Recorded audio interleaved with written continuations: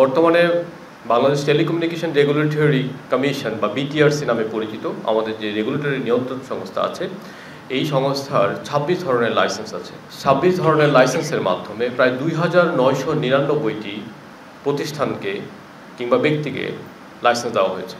আমরা যেটা করেছি যেই ক্ষেত্রে টেলিযোগাযোগ লাইসেন্সিং স্টক যে উল্লম্ব ব্যবস্থা, হায়ারার্কিক্যাল লাইসেন্সিং যে পলিসি ছিল, সেই পলিসিটাকে মধ্যস্বত্বভোগী স্তরগুলোকে রিমুভ করে ৩টা মাত্র স্তরে সীমাবদ্ধ করেছে। এই যে নীতিমালাটা, এটা ব্যবসা বান্ধব। সেটা কিভাবে?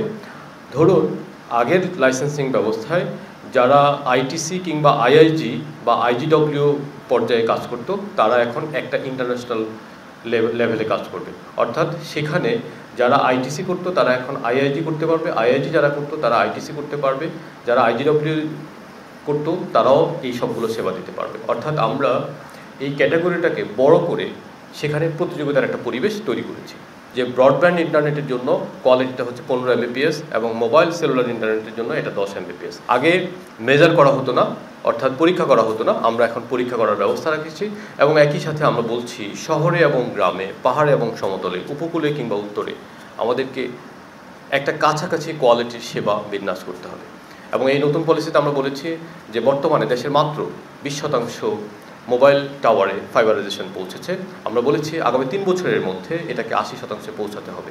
খুলনা শহরের একটি মোবাইল অপারেটর থেকে অন্য মোবাইল অপারেটরে একটা কল পাঠান, সেটা ভয়েস কল হোক কিংবা ইন্টারনেট কল হোক, তাহলে আপনাকে সেখানে এমন কিছু মধ্যস্বত্বভোগী ঢুকিয়ে দেওয়া হয়েছে যারা হাজার হাজার কোটি টাকা দিয়ে যে মোবাইল নেটওয়ার্কগুলো করা হয়, সেখানে মাত্র 10 বা 20 কোটি টাকা দিয়ে কিছু সার্ভার বসিয়ে তারা সেখানে কল প্রতি 5 পয়সা করে কাউন্ট করে।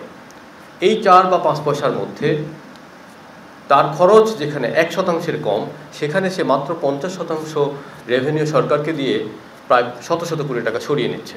তো এই ধরনের মধ্যস্বত্বভোগিতা সরে গেলে আমরা মনে করি একদিকে সরকারের রাজস্ব আয় বাড়বে, অন্যদিকে এই বর্ধিত রাজস্ব আয় থেকে সরকার চাইলে ভয়েস এবং ডেটায় যে ডিউটি স্ট্রাকচার আছে সেটা কমাতে পারবে অথবা সাবসিডি দিতে পারবে।